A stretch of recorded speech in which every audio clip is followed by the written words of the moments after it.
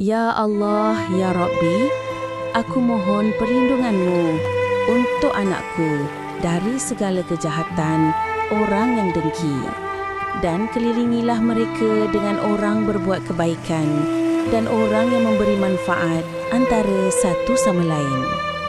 Ya Allah, jadikanlah anak-anak kami anak yang soleh dan solehah, orang yang mengamalkan Al-Quran dan Sunnah-Mu, orang yang faham agama, diberkati kehidupannya di dunia dan di akhirat.